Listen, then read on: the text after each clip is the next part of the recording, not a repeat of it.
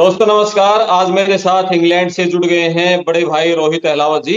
और एक बड़ी खबर है, जिस तरह से अमेरिका से खबर आई थी वहां इलीगल जो प्रवासी हैं उनको गिरफ्तार किया जा रहा है, उसके बाद अब इंग्लैंड से भी इसी तरह की गिरफ्तारियों की खबर सामने आ रही है।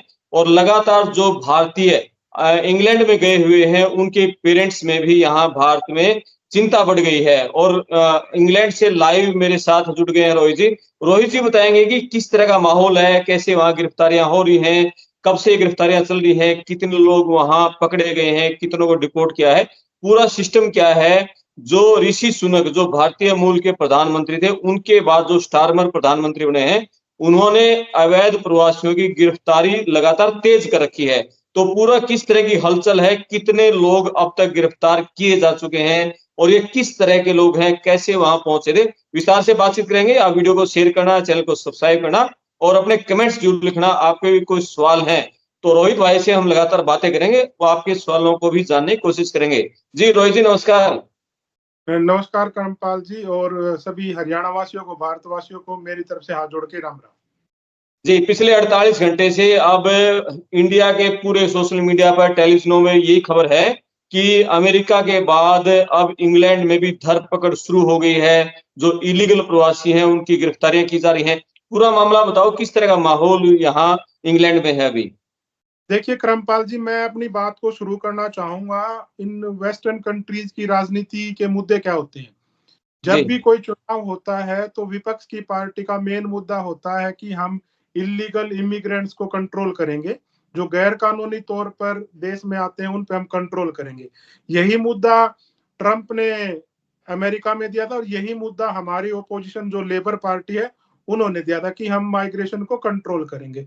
रही बात जो आपने सवाल किया कि 48 घंटे से भारत में एक खलबली मची हुई है कि इंग्लैंड में भी वो दौर शुरू हो चुका है जो ट्रंप ने किया है। मैं इस बात से सहमत नहीं हूं कि हम इंग्लैंड वालों ने ट्रंप को देखकर यह शुरू किया है। हम आपको जी। एक बड़ा अचंभित करने वाले नंबर आपके साथ साझा करना चाहूंगा। सिर्फ मैं बातें नहीं, आपको डेटा के साथ वे फैक्ट बताऊंगा। जब हम्म। 4 जुलाई को यहाँ पर इंग्लैंड में सत्ता परिवर्तन हुआ था और लेबर पार्टी ने सत्ता हासिल की थी, तो हम्म। 4 जुलाई से लेके 31 जनवरी 2025 तक 19,000, मेरी बात हम्म। को ध्यान से सुनना, 19,000 लोगों को इंग्लैंड से डिपोर्ट कर दिया गया है। अच्छा, बाहर निकाले जा चुके हैं 19,000 तो? 19,000 निकाले जा चुके हैं, लेकिन इसमें सिर्फ भारतीय नहीं है, इसमें अफ्रीकन भी है, इसमें नॉर्थ अमेरिकन भी है और इसमें एशियन कम्युनिटी भी है। ये ओके, कहना कि भारत लेकिन के कितने, ये सुर्खियां कहना ये कि तब बनी हैं जब ट्रंप ने भारतीयों का जो जहाज भेजा, हथकड़ियां जंजीरें जब वो भारत में आए, उसके बाद इंग्लैंड से खबरें आई हैं, पहले खबरें नहीं थी इस तरह की। देखिए, ये जो अमेरिका में हुआ ये बहुत गलत हुआ है, ऐसा नहीं होना चाहिए था। क्योंकि एक पर्दा होता है, हर एक देश के अंदर कुछ कानून होते हैं। जैसे इंग्लैंड में एक हमारा कानून है GDPR, जिसका मतलब ये है कि आप किसी और की आइडेंटिटी को बाहर डिस्क्लोज नहीं कर सकते। हम ईमेल एड्रेस तक भी, अगर मैं पड़ताल टीवी का कोई ईमेल एड्रेस है, मैं भी किसी को नहीं दे सकता जब तक पड़ताल टीवी की सहमति ना हो।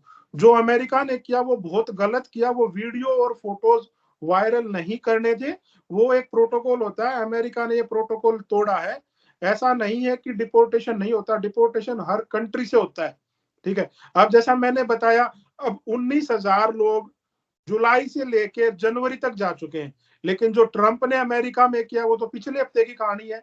क्या इन 19,000 की कोई वीडियो, फोटो, नाम पता किसी मीडिया को पता चला? नहीं पता चला, क्योंकि इंग्लैंड की सरकार एक तहजीब से एक पर्दे के पीछे रख के अपने काम करती है। ये खुफिया ऑपरेशन होते हैं, ये डिस्क्लोज करने लायक नहीं होते। अब आप मुझे ये बताएं, जो युवा साथी अमेरिका से डिपोर्ट हुए हैं, हिंदुस्तान आए हैं, उनका सामाजिक जीवन दुर्लभ हो चुका है। हम्म। उनकी छवि को कितनी ठेस पहुंची होगी, उनके माँ बाप को कितना दुख झेलना पड़ा होगा। तो ये ऐसा अमेरिका को नहीं करना चाहिए था। रही बात डिपोर्टेशन की, फिर आते हैं डिपोर्टेशन। अभी अगर मैं जनवरी की बात करूं, इंग्लैंड में 38% डिपोर्टेशन ज्यादा हुआ है नई सरकार आने के बाद। और हम्म। 38% अभी जैसे ही ये नई गवर्नमेंट ने अपनी सत्ता हासिल की थी, इन्होंने 1000 लोगों को स्पेशल रीडिप्लॉयमेंट, जैसे इंडिया में बोलते हैं ना डेपुटेशन, 1000 लोगों की टीम बनाई है कि सिर्फ तुम्हारा काम है कि तुम्हें रेड करना है, जहां इलीगल इमिग्रेंट्स हो उन पे छापेमारी करनी है। अब जनवरी में 609 लोगों को पकड़ा है। जी। सिर्फ 1 महीने की बात बता रहा हूं, लेकिन ये बातें जनवरी मीडिया में में नहीं। 609, सिर्फ जनवरी में 609। जनवरी में 609 जी। और 828 ठिकानों पर छापेमारी हुई है। और ये जो चीज मैं बता रहा हूं, ये मन गढ़ंत नहीं है ना, ये कोई र्यूमर है। आप इंग्लैंड की जो सरकारी वेबसाइट है www.gov.uk, ठीक है, ये सरकारी वेबसाइट पे सारी फिगर्स अवेलेबल हैं। जी। अच्छा ये बताओ, भारतीय कितने हैं जो 19,000 पहले निकाले जा चुके हैं 31 जनवरी तक, उनमें भारतीय कितने होंगे? और जनवरी में जो गिरफ्तार हुए हैं उनमें इंडियंस कितने, ऐसे कोई आंकड़ा है? देखिए, अभी ऐसा कोई आंकड़ा जस्टिफाई नहीं हुआ है, क्योंकि वो एक इंटरनल प्रोसेस होता है। जो गवर्नमेंट डिपोर्ट करती है, वो 2 गृह मंत्रालयों और विदेश मंत्रालयों के बीच की एक सूची होती है, वो अभी तक आई नहीं है, क्योंकि ये पहले कभी आती भी नहीं थी। जी। ये अभी जो ट्रंप ने एक तमाशा बनाया है, ठीक है, हुँ। उसके बाद ये देखा देखी करने की होड़ लगी है। नहीं तो ये ऐसी चीजें सिर्फ चुपचाप तरीके से होती थी। आपने भी बहुत बार, आप भी पत्रकार हो, काफी पिछले 25-30 साल से पत्रकारिता करते हो, आपने भी देखा होगा कि फलाना का लड़का इतने साल रहा, कागज नहीं बने, उल्टा आ गया, ठीक है। तो वो पहले चुपचाप तरीके से भेज देते थे, ये तमाशा नहीं होता था। जी। अच्छा रोहित जी, लेकिन बहुत सारे लोग सवाल उठा रहे हैं, यहाँ भारत सरकार की कमजोरी दिखा रहे हैं कि मेक्सिको के राष्ट्रपति ने उनका जहाज नहीं उतरने दिया अमेरिका का। तो भारत में इतनी, भारत की सरकार में ऐसी मतलब कठोर निर्णय क्यों नहीं ले पाई? उन्होंने क्यों उतरने दिया? उन्होंने क्यों सहमति जताई? मेक्सिको राष्ट्रपति वापस भेज सकता, तो मोदी सरकार क्यों नहीं भेज सकती थी? देखिए करमपाल जी, इसमें एक पूरा एक प्रोसेस होता है। जो भी बंदा इधर अरेस्ट होता है, उसको डिटेन किया जाता है, डिटेंशन सेंटर में डाला जाता है। पहले क्या होता था कि पहले बंदे अपना पासपोर्ट फाड़ देते थे, आइडेंटिटी पता करने का कोई तरीका नहीं होता था।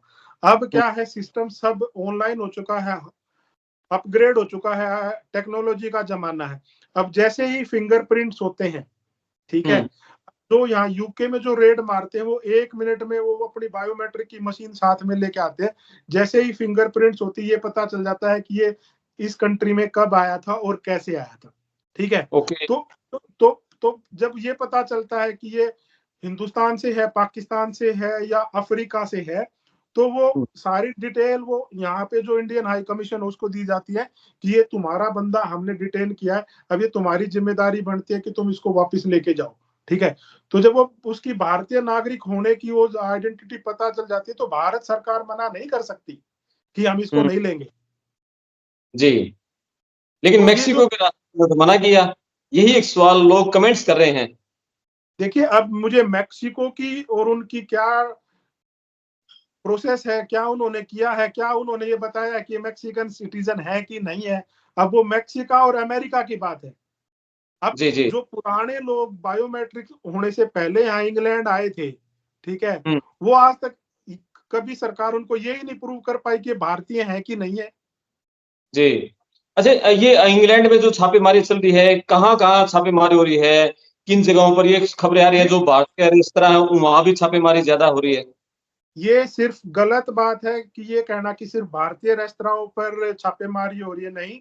अब मैंने कल भी शायद आपको एक डॉक्यूमेंट मैंने भेजा था, जिसमें वो सारी जानकारी डिटेल में लिखी हुई है।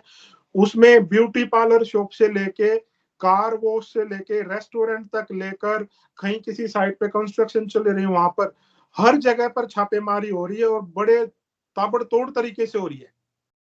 हुँ। और, और सरकार ने स्पेशल एक लिंक भी जारी किया है, अगर आपको लगता है कि यहाँ पर कोई 2 नंबर या इलीगल इमिग्रेंट, तो आप हमें कंप्लेंट करें। हुँ। और जो अभी जो जिस छापेमारी की खबरें हिंदुस्तान के मीडिया में चली हुई हैं, वो अलग अलग छापेमारी गई थी, सिर्फ उसमें 7 ही भारतीय मिले थे। ओके। और ऐसा नहीं है कि वो सिर्फ इंडियन रेस्टोरेंट को टारगेट कर रहे हैं। और एक जानकारी मैं इंडिया से अलग देना चाहूंगा, कि अब इंग्लैंड यूरोप का हिस्सा नहीं है, हम यूरोप यूनियन से बाहर आ चुके हैं, तो यूरोपियन को भी यहाँ आने के लिए एक वीजा की रिक्वायरमेंट होती है। जैसे रोमानियन, पोलैंड जो पहले एक खुला चैनल होता था, अब 2 दिन पहले की एक न्यूज है कि उन्होंने भी यहाँ पर इलीगल तरीके से कंट्री में घुसने की कोशिश की। वो वहां से डबलिन आयरलैंड गए हैं, आयरलैंड से नॉर्दर्न आयरलैंड गए हैं, और नॉर्दर्न आयरलैंड और इंग्लैंड के बीच की में कोई माइग्रेशन चेक नहीं होता, तो बड़े तादाद में यूरोपियन भी इंग्लैंड में घुसने की कोशिश कर रहे थे। लेकिन उसके लिए सरकार ने एक स्पेशल टीम का गठन किया है, और वहां पर जो आयरलैंड डबलिन और नॉर्दर्न आयरलैंड बेलफास्ट के बीच की जो रास्ते थे, उन पे छापेमारी जोरों शोरों से हो रही है। तो ये कहना कि सिर्फ हिंदुस्तान पे इसका असर, ये बहुत गलत बात है। अच्छा, ये जैसे कुछ लोग ये कह रहे हैं अमेरिका से कि ट्रंप के निशाने पर जो मुस्लिम कंट्रीज हैं, वहाँ के लोग हैं, क्या इंग्लैंड में भी इस तरह का है, मुस्लिम कंट्रीज को ज़्यादा टारगेट किया जा रहा हो, ऐसा भी है कुछ? देखिए, जब छापेमारी होती है तो ये नहीं देखा जाता कि वो किस धर्म का है। जब कोई हुँ, इंफॉर्मेशन देता है तो ये नहीं होता कि ये किस धर्म का है, किस देश का है। हुँ, इलीगल, यहाँ पर इलीगल का मतलब इलीगल है। जी, और इलीगल ये नहीं है कि कोई यहाँ 2 नंबर से छुपा हुआ है, इलीगल वो भी यहाँ काउंट करते हैं। मान लो कोई टूरिस्ट वीजा पे आया हुआ है और उसके पास राइट टू वर्क नहीं है, लेकिन वो फिर वो कहीं काम करता हुआ पकड़ा जाता है, तो उसको भी इलीगल वर्कर काउंट किया जाता है। छापेमारी होती है तो उसमें ये नहीं देखा जाता वो किस धर्म का है, किस रंग का है, किस देश का है। ठीक है, कानून सबके लिए एक है। अब जी। इसको धर्म से जोड़ना, रंग से जोड़ना, ये मैं नहीं समझता मुनासिब है। क्योंकि अगर किसी रेस्टोरेंट में हम जाते हैं तो हम ये देख के नहीं जाते कि ये कौन से देश का है, कैसा है। जो लोग खाना चाहते हैं वो उस रेस्टोरेंट की क्वालिटी को देख के जाते हैं, ना कि ओनर को देख के जाते हैं। बिल्कुल, बिल्कुल। तो जिस तरह से ये छापेमारी की जा रही है, अवैध प्रवासियों को निकाला जा रहा है, किस तरह वहाँ इंग्लैंड में ये लोग मुसीबत बने हुए थे कि सरकार ने ये कदम उठाना पड़ा? देखिए, सरकार को इसलिए कदम उठाने पड़ते हैं क्योंकि सरकार के पास डाटा होता है। एक डाटा वो होता है जो लीगल माइग्रेंट्स बनकर इस कंट्री में आए थे, लेकिन वो वापस नहीं जा रहे। क्योंकि जब वो हुँ, इस कंट्री में आए थे तो वो बीआरपी बायोमेट्रिक देकर आए थे, तो सरकार के पास पूरी जानकारी होती है कि भाई ये बंदा यहाँ इस देश में आया था, लेकिन आज तक ये वापस नहीं गया है। एक तो वो होता है, और उनको पकड़ना काफी आसान होता है। ठीक है, हुँ, वो क्या होता है, जब आप अपनी फॉर्म जानकारी भरते हो, जो भी एड्रेस डालते हो, 1 मिनट में पता चल जाता है कि बंदे ने ये इंफॉर्मेशन पहले टाइम पे फिलअप की थी, और अब ये बंदा इस लोकेशन से दूसरी लोकेशन पे गया, वो इजीली ट्रैक हो जाता है। ठीक है, हुँ, दूसरा क्या होता है, कई बारी क्या होता है कि कुछ शिकायतें होती हैं। हुँ, वो जी, शिकायतें होने के बाद क्या होता है कि मान लो, अब मैं आपको एक छोटा सा एग्जांपल देता हूँ। 2 हरियाणा के लड़के कहीं पे काम करते थे, 5 साल पहले की बात है, और उनका किसी के साथ तू मैं झगड़ा हो गया, तो उनको ये पता था कि ये दोनों बंदे इलीगल हैं। उन्होंने यूके होम ऑफिस को फोन किया कि ये 2 बंदे इलीगल इस जगह काम करते हैं, और वो कार्रवाई हुई और उन दोनों को उठा के हिंदुस्तान भेज दिया था। ओके। जी, जी, जी। तो क्या इनमें इनमें कुछ क्रिमिनल टाइप के या इसी तरह के झगड़ालू, शरारती ये लोग हैं, वो लोग ज़्यादा निशाने पर हैं? नहीं, इसमें ऐसा पर्टिकुलर ये नहीं है कि झगड़ालू है। कुछ लोग शरीफ भी हैं, लेकिन वो बेचारे मजबूरी में इलीगल रहते हैं, वो भी इसकी चपेट में आते हैं। और जो इलीगल क्रिमिनल एक्टिविटीज होती हैं, अगर वो पहले ही कहीं पकड़े जाते होते, वो पहले ही जेल में हो जाते हैं। अच्छा रोहित जी, अभी जो लोग वीडियो सुन रहे हैं, जो दर्शक, उनके मन में एक सवाल आ रहा होगा कि ये लोग इंग्लैंड में जो जा रहे हैं, आखिर वहाँ ये जो काम करके रेस्तरां में और जैसे कारवास आपने बताया वहाँ और दूसरी जगहों पर जहाँ कस्टम्स वर्क है, कितना कमा लेते हैं? आखिर क्यों मतलब वहाँ पहुँचते हैं इंग्लैंड में? कमाई कितनी का ये तो एक सवाल क्वेश्चन दिमाग में घूम रहा होगा लोगों के। देखिए, यहाँ पर करमपाल जी, 2 तरह की जॉब होती है। एक वो बोलते हैं व्हाइट कॉलर जॉब, और एक बोलते हैं ब्लू कॉलर जॉब। ठीक है, हुँ, व्हाइट कॉलर जॉब वो होती है जब आप बिल्कुल किसी ऑफिस में अच्छा सा काम कर रहे हो और प्रॉपर तरीके से रह रहे हो। फिर एक आती है blue collar job. Blue collar job होती है जैसे किसी कार वॉश में आप काम कर रहे हो, किसी फैक्ट्री में आप मजदूरी कर रहे हो, किसी के खेत में आप काम कर रहे हो। तो तकरीबन जो ये इलीगल इमिग्रेंट्स होते हैं, वो उनको ब्लू कॉलर जॉब ही मिलती है। ठीक है, हुँ, और ये देखिए, हर कंट्री की अपनी एक इंटेलिजेंस फोर्स होती है कि भाई उनका एक, जैसे मैं अगर हरियाणा की मैं बोलूँ तो एक सीआईडी होती है, ठीक है। तो हर कंट्री को ये पता होता है कि कहाँ क्या कैसे कैसे क्या क्या काम होते हैं। अब यहाँ पर इतनी ठंड में कोई जो गोरा है या जो बिल्कुल अच्छे जिसके पास इलीगली डॉक्यूमेंट है वो ठंड में कार वॉश नहीं करेगा। कार वॉश कोई मजबूरी में ही करता है, तो ये पता होता है कि भाई ये बेचारा इसके पास कागज नहीं है, तो उसको जो भी काम मिलता है जिससे वो अपनी दाल रोटी चला सके, अपने घर का गुजारा कर सके, तो इसलिए वो मजबूरी में ये काम करते हैं। और जब मैंने पिछली बारी जब हमारी बात हुई थी तो मैंने स्किल के बारे में एक बात की थी, तो कार वॉश के लिए कोई स्किल नहीं चाहिए होती। जी। अभी यहाँ पर मोस्टली जो कार वॉश करते हैं वो या तो यूरोपियन है या अफ्रीकन है या एशियन है, या जो खेतों में कंस्ट्रक्शन वर्क है खेतों में।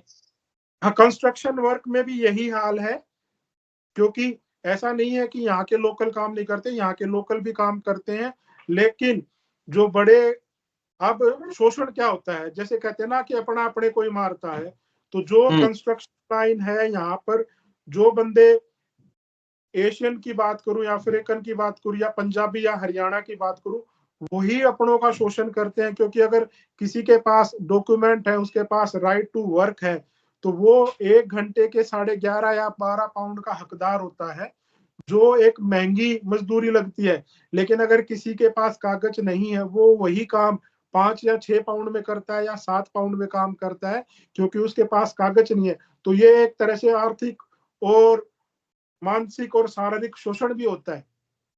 बिल्कुल, बिल्कुल। बहुत बढ़िया बात बताई। और रोहित जी कुछ और अंत हम वीडियो का करें और कुछ अपडेट देना चाहो?